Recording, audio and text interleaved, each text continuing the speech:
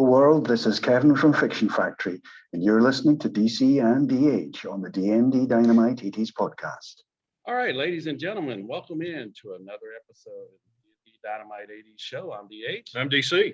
And DC, we've got some special guests with us today. What I'm going to turn it over to you and let you All go right, into this. absolutely. Glad to have you guys on board today. We've got Kat and John from the Reflex Live band, tribute band. And I've looked at a lot of your videos on YouTube and studied your website a little bit. Very talented bunch of musicians. So we're going to jump in and talk about the 80s and why that passion's kind of there, or why you enjoy doing that kind of performing. First of all, how'd you get started in your music, and what age, Kat? Oh man, so I started pretty much before I was walking. My dad raised me on all kinds of good music, from 80s to the Southern rock. We lived in Austin, so my parents believed that they were going to take me to every single live concert that they could to let me have that experience. And they did not really let me listen to any of the modern music. It was always, well, we're going to make sure you're listening to good music. And so, yeah, I was turned on to the 80s from my parents. Oh, awesome. And I was in a band at the age of 5 with my neighbor. We were little kids, and her dad actually writes for the big wigs. So I had some really, really awesome parent figures helping to make sure that I know good music. Fabulous. John, how about it? Oh man, like my musical journey, my grandfather was in a barbershop quartet, and I found out about that later on. I never really met the guy, but my dad said, hey, this guy had music kind of in his blood, right? And so I think because of that, and my dad's strong connection to his dad, they kind of encouraged that throughout my whole like adolescence and everything. So the thing I think maybe a little different than Kat's musical journey that I had was I had, I think, 2 major things that might be able to pop out. One, I remember, even though, Dad, if you're listening, I love you, but sometimes his pitch isn't always the best. But he didn't care. He was always just singing along in the house, and I remember he and my mom would sometimes sing into one of those carry cassette tape recorder things. Yes. And he would just sing on into it, and I'd like hit play, and I'd re-listen to it. He had written a couple songs back in the day that he was super proud of. And he wanted to make sure he had those down. And then growing up, I think going beyond that, school choirs, church choirs, I was classically, operatically trained by someone back in my hometown of Midland, Michigan. It was a fantastic, shout out Gwen Pike, by the way. I'm not sure she would hear this, but anyway, if by all means, that kind of got me started. Awesome. One follow-up to that, kind of as your career progressed, how did the Reflex Band, how did that kind of come together? Sure. So the Reflex in its own has been around, Kat, 20 years now, I think? Yeah, definitely. Started in like 2000, 2001. And then so from there, what happened was it's been through, I think, 5 or 6 configurations of different lineups. But like our bassist Darren has been through it since the beginning. He's the bald guy in all the pictures. Yes. Yeah. Had to bring up bald, right? Yeah. I mean, I didn't want. I just figured you might have an affinity. Is all I'm saying. Okay. All right. Hey, let me ask this. Why do you think the 80s music is still so popular with people? Kat, why don't you write that one? I think it's because it's real music. Mm. I mean, it's really the last era where we have, aside from grunge, it's where we still have guitar solos. You still have all of the, I don't know, for me, it's the guitar solos. I'm a violinist, but I still, like, the guitar solos talk to me. And I feel like it's telling more of a story. You look at 90s, 2000s today, none of the music is telling the stories. Mhm. That's I mean, true. even girls just want to have fun. You're going through an entire progression of a story. And today you don't have that. No, I agree. Absolutely. Absolutely. John, what are you thinking? I'm thinking maybe I'm going off the deep end on this, but I think that today in today's modern world, you have most artists are compelled to have to go in and have to go through these corporate hoops, and even if they're not corporate hoops, they have to be able to churn out a product as quickly as they can in order to keep getting themselves paid, and that can lead also to more. I'm sorry. And to stay relevant. Yes. And to Yes. stay relevant, exactly. People's tastes change at lightning speeds right now, and your single today becomes forgotten in a week, and probably that'll decrease even as we go forward into the future. But when you're talking about stuff that came out of the 80s, it was deliberate. They went through, and they would take a couple years, sometimes up to like 5 years, to do an album, right? A whole like complete just anthology of thought, and as a time capsule to the whatever time period they were, and with whatever pieces it might be a little experimental, whether or not it's Bowie or Michael Jackson or Van Halen or whoever it might be. They had this uncanny ability to just like bottle it up and then be able to then provide it to the world in their own view. And yeah, they sometimes were having to go against the gun too. I'm not going to say they weren't, but I feel like when you're inspired versus when you're compelled, there's a little difference in what the product turns out to be. Oh, very good. All right. Have you gotten a chance to do any performing with any 80s musicians? Kat, I know you've done that when you got a nice hug on stage. Yeah. So what, 3 years ago, we Yeah, performed with 2019. Tiffany at the MDM for New Year's Wow. Eve. Okay. That was wild. We did her big hit, I Think We're Alone Now. And that was crazy. That's Like, yeah, There's that been a was, few others I can't remember because they were before I think Kat and I were in the band, but that was probably the most memorable out of them all. Because she comes out on stage, she was super duper sweet, and yeah. kind of following up on that. If you had one 80s artist or group that you could perform with, that'd be like, this is your dream gig there. Oh, I disappeared. Who would that be? Oh, where'd he go? He's gone. He's a ghost. There we go. Back into the 80s. Time traveling. Time Yeah. traveling right there. Back to the Future. Man. That's a hard question because I want to play with them all. I think in terms of my absolute, that's hard. I'd say as a band, I would want to play with Guns N' Roses. Oh, wow. That's my jam. But as as a singer, I would love to sing with Ann Wilson from Heart. I mean, she is Wonderful. Yeah. my idol. Like, Yeah. she's Amazing. phenomenal. All right. JR?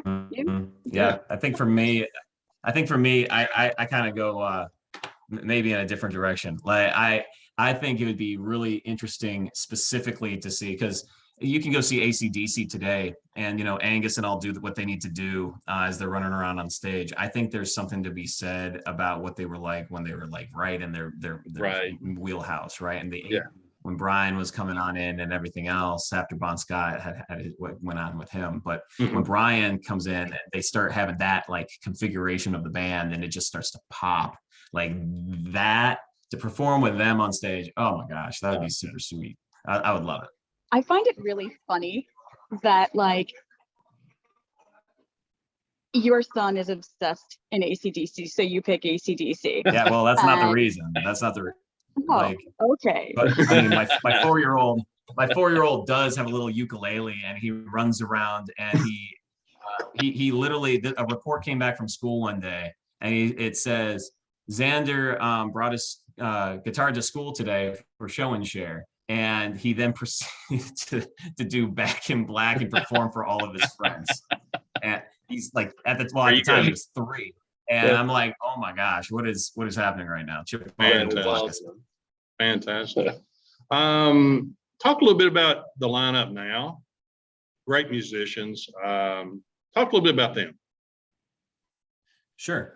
So the current lineup is myself and Kat, of course, and we switch off between lead vocals and keys. It gives a lot of versatility when you do that, and it makes it so that we can do duets, but it also means that we can do individual things that highlight both my voice as well as Kat's, because Lord knows she's got a powerhouse that blows, you know, the doors off of things. Besides that, we've got a fantastic bassist in the way of Darren Morfino. Darren's super, he always comes with something just a little different. And what I mean by that is we'll be doing sound checks and in-ear stuff. And I swear every time he does a different like little sound check lick that I've never heard of before, something that might sound like a weird like synthetic bass like slide, and you're just like, wait, where did that even come from? So just a ridiculously talented guy. He obviously was one of the founding members of the band. And then you've got Mark Taylor. Mark Taylor is as we like to call him, Marky Mark. Marky Mark is is just a ridiculously talented drummer. He on top of that will help. We occasionally will take, and we have a configuration that allows us with Ableton Live to just hit a button and it will change up the guitar stuff, it'll change up the drum pads, and it keeps us on track on where the set is going. And if we have to pull up something on the fly to be able to then like switch up to another song we think the crowd will like, he's the guy like making sure that all happens. So the progress of the overall concert really relies back on Mark, outside of even the things that we do. And then Greg Gonzalez. He has a fantastic voice as well. He doesn't like showcasing it, but he actually has a fantastic voice. Mm-hmm. Definitely. Okay, continue. Aaron might be the strong and silent type, but Mark is definitely he anytime we actually, Kat and I have been encouraging him. We're like, man, we gotta have like 5 more songs with you on this, because it's just awesome. Last time we had was Just a Friend, right, by Biz Markie, and he just kills it. Crowd just listens and they're like, what? This is, you got the drummer, he's able to do all of this and sing at the same time. That's awesome. And then you've got right now in the current configuration, Greg Gonzalez. Unfortunately, Bill Ruddy, who did a ridiculous amount for the band. He's the one with the super duper long hair that you see in all the pictures. About a month and a half ago, he and his wife decided to retire, just flat out. Let's go down and lie on a beach every day of the week down in the state of Florida. They bought a house down there, sold from DC, and ran on down. So we have a guy by the name of Greg Gonzalez, who is been playing with us. We've played together in the past. All of us have played with him in different variations. He plays in another band called Hair Metal, where he has a persona that's German, and they've come from Germany, and then they like to play with the bands with their long hair, right? So he's been playing with us now for probably the month and a half since Bill has left, and just indefinitely is going to probably be playing with us while we need him, is what he said. He loves performing, and so long as we can make all the things line up, the stars are aligning, he's going to continue to play with us. That's awesome. Maybe if you don't mind now, if you could share maybe with the audience some upcoming dates and some bookings that you have coming around. And next time you're in Nashville, we'd love to come out and see you. Hope you come out. I hope you definitely come our way sometime. Absolutely. Sure. So let me double check on something real fast, because we've been performing a lot recently, and mostly, post COVID, it's been outdoor stuff. And Kat, how do you think some of those outdoor shows have been like since COVID has kind of like been taking a little bit more of a backseat? How do you feel like those have been going? Dude, everybody went wild, because it's like they've been cooped up for so long that when we finally have a show, I mean, all of our outdoor gigs, even when it rained, people showed up in droves. I mean, it was packed. So yeah, the audience has been phenomenal for all the outdoor shows. We'll see how the indoor gigs go this winter. We've got a couple coming up, and then we Yeah, have a I lot think- of private events coming up. Yeah, I think the major thing you see for us, a band like us during the holidays, is that our schedule really isolates itself to private gigs through the course of like the December holiday, which is okay by us because, you know, with COVID and social distancing and everything sure. else, like that just helps, right? So that we can have a good show. For us, the one major public gig that we have on the calendar right now is on the 27th of November at the Bright Box Theater in Winchester. Fantastic place. We've been going and playing there and actually selling out that crowd, literally selling out that crowd for, I don't know, maybe 4 years now, 5, something like that. Yeah. And so that's the major one we've got. New Year's Eve will be probably announced here in the next couple of weeks is what we're thinking. We've been negotiating a couple of things on the side for that. And then usually for the upcoming 2020, we'll be blasting on out and having everybody see what's going on. Typically late December, because we want to make sure we have everything kind of build some anticipation and stuff. All right. Before we let you go, both of you on this one, favorite song that you really love to perform? Good question. I know the one you're going to say, Kat. Just you might as well say it. Two now. So You have okay. two now. Oh, I didn't know that. I thought you just had the one. Well, okay. Before You could I say had two. my baby, it was Alone. Alone by Heart. That is my powerhouse song. Can I get a witness? Can I get a witness? Yeah. Yeah. You knew that was But coming. now, Yeah. now that I have, he's actually 7 months Oh, wow. tomorrow. Yeah. 7 months tomorrow. Aw. Sweet Child of Mine. That I've brought him up on stage. So when we played Tarara Winery, I brought him out and sang Sweet Child of Mine while holding him. Oh, And wow. then it was Farm Brew Live, I think, where Bill Ruddy, our former guitarist, his grandson came out on stage and danced with him while he was playing. And I brought out my son. And so that just now has a special Yeah. place in my heart. Yeah. To perform and to sing and showcase. It's definitely Alone. But to make my heart happy, it's Sweet Child of Mine. Sure. Sure. That's awesome. John? Mhm.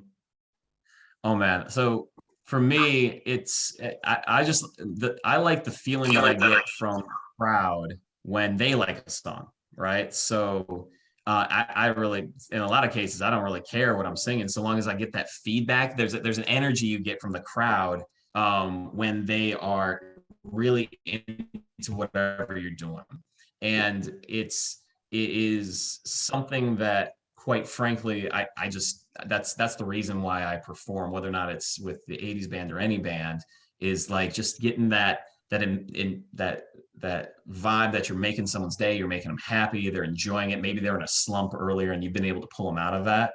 That feeling is just, it is immeasurable, and it is easily the coolest thing in the world. That being said, to answer your question, Jack and Diane is just something that I, as a vocalist, I like to sing. It is fun. It just gets people rolling. Especially in an outdoor venue, it just, you can feel, there's a vibe I get, just kind of, I don't know if it's a personal, like just something that maybe like locking right in my brain and in my cerebral area, but it's something that just hits, things fire right. You get the warm and fuzzy feeling in your pit of your stomach, and And that harmony in the middle, Yes. that harmony, when it hits so hard. Yeah. Mhm. Yeah. Does electrify. It does Definitely electrify. does. Absolutely. Yes. Yeah, you get Yeah. that feeling. That's Especially right. when the crowd is clapping along. Yeah. Yeah. Yeah, Oh, yeah. exactly as JR said. The audience is involved. It Yeah. just makes Yeah. it so much better. I mean, even with Don't Stop Believing or I Love Rock and Roll, when the crowd and you just stick the mic out to the audience and they're singing louder than you're in your monitor. They want to be a part of you. Yeah. Part of what's going on. Yeah. Yeah, It absolutely. is amazing. And I love the outdoor ones that are open to kids Sure. because you can look out and you see all these little kids singing along. And all I could think is, wow, okay, your parents are doing something right. Right. That's Yes, right. Exactly. That's exactly right. That's exactly right. Well, guys, we appreciate your Yes. time this morning. you. Absolutely. We know that wasn't the greatest time to try to Yeah. do that. Thank you for doing it early in the morning. Oh no, it's fine. Like Kat and I both, we were talking about it. We were like, yeah, hey, we need to make this happen. We'd love to be on your guys' podcast. Thank you for Yeah. having us. And the reflexlive.com is the website. Check us out on Facebook, Twitter, Instagram. We even say we're on Tinder. You can swipe right on us, but you never know. Fantastic. And we'll send this out, a copy of this to you guys. I'll send it to you on the email. We would definitely like that. Yeah, we'll have it out on our YouTube channel. We'll put it out on our podcast, of course, and all that. So, yeah, Beautiful. so get out Definitely. and see these guys when they're in your Definitely. area. Definitely. Guys, Well, I take hope care. so. Good luck to you. Thank you. Appreciate y'all joining us this morning. Thank you for having us. All right. Thank you so much. Thank you. Thank you.